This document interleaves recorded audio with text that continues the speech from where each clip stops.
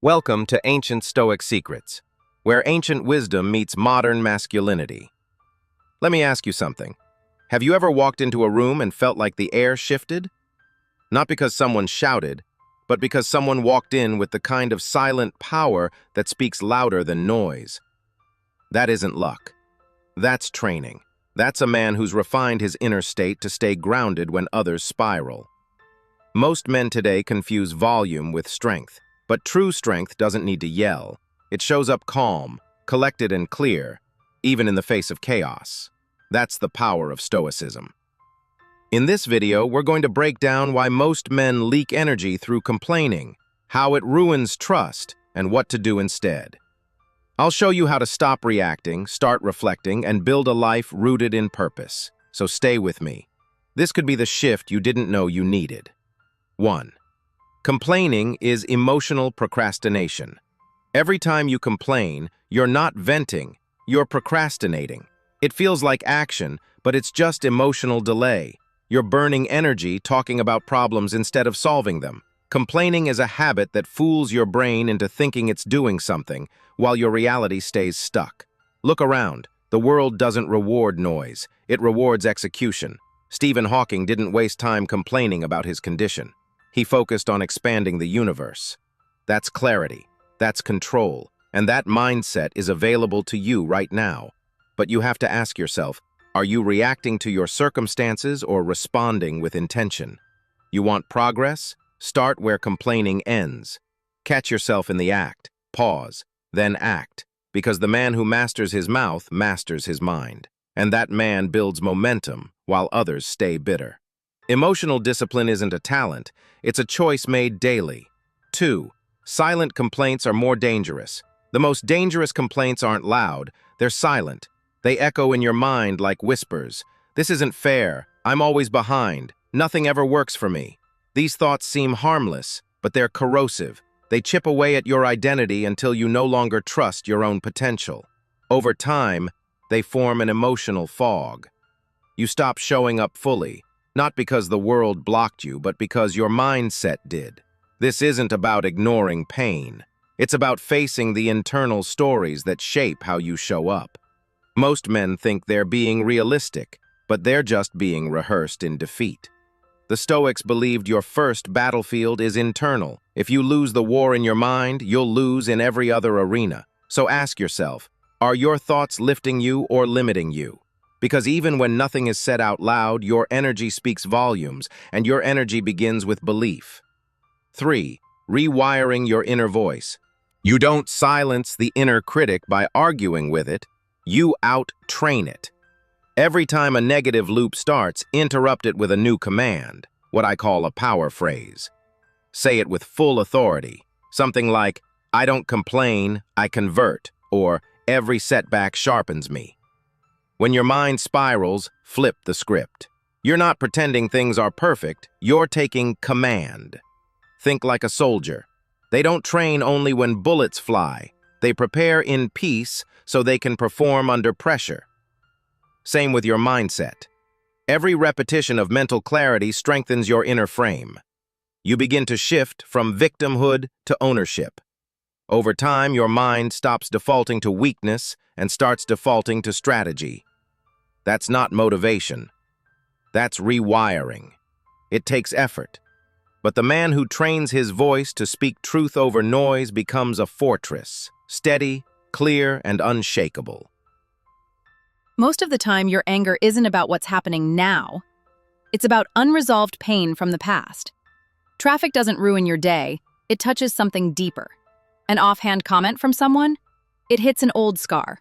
That's not failure, that's feedback. And if you don't pause to understand what's really being triggered, you'll keep reacting to the surface while never healing the source. Stoicism doesn't ask you to suppress emotion. It asks you to study it. Musonius Rufus taught, the wise man uses emotion as a signal, not a sentence. Your job is to ask, what is this pain trying to reveal? Most men never ask. They just explode, withdraw, or deflect. But you can be different. Train yourself to observe without judgment. Feel without reacting. That's how you become dangerous in the right way. Not because you're emotionless, but because you're emotionally trained. Every man needs a mental reset switch, a pattern interrupt. Because the storm will come, the spiral will hit. The question is, do you have a tool to shift your state? The Stoics did. Marcus Aurelius used his journal not to vent, but to realign. His words were reminders to return to clarity. You need the same. Create a protocol, take a deep breath, step outside, use a mantra, hit the gym, reset your focus. These aren't coping mechanisms, they're command sequences. They tell your brain, we are not ruled by emotion. We move with purpose. Over time, these small actions build resilience. The world can swirl, but you remain anchored. Warriors don't win because they're unshaken. They win because they return to center faster. Your edge isn't about perfection.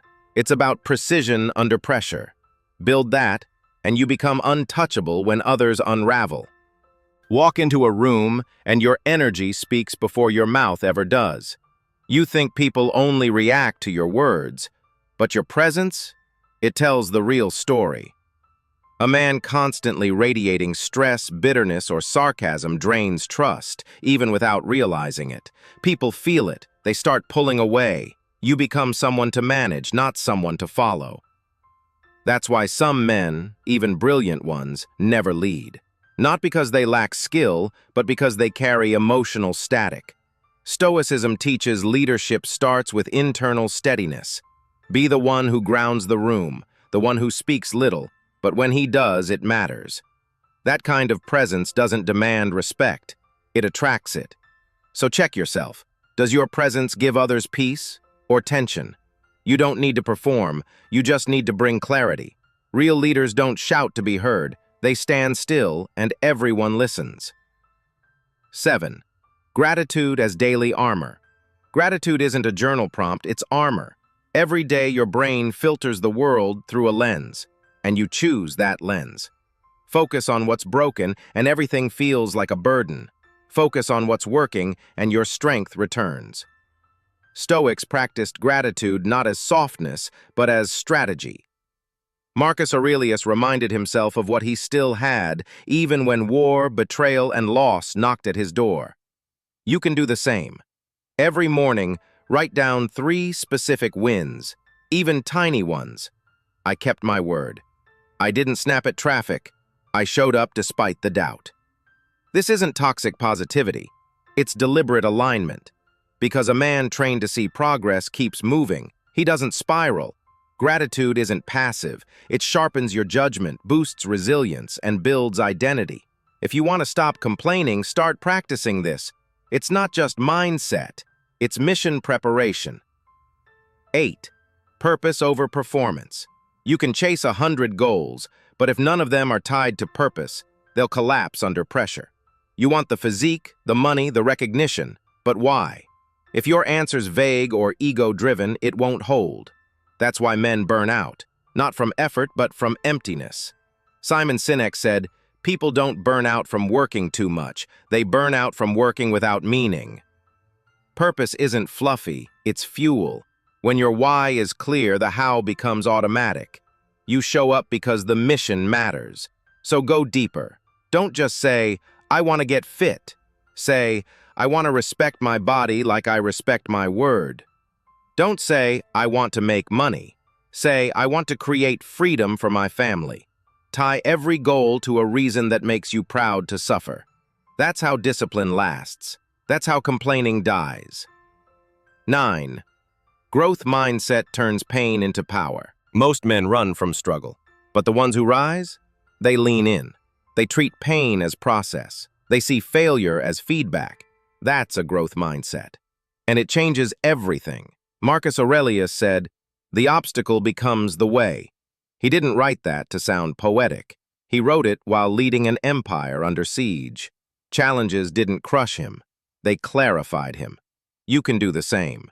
When adversity hits, don't spiral.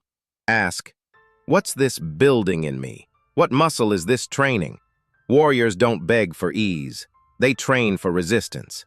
They know growth doesn't come in comfort. It's forged in fire. So when life hits hard, don't complain. Don't collapse. Train your mind to find the forge. The pain won't vanish, but it'll shape you into the kind of man who can carry weight without breaking. That's power. That's progress. Don't rise by accident. You rise by intention. Motivation fades, but discipline, that's what builds men. Start small.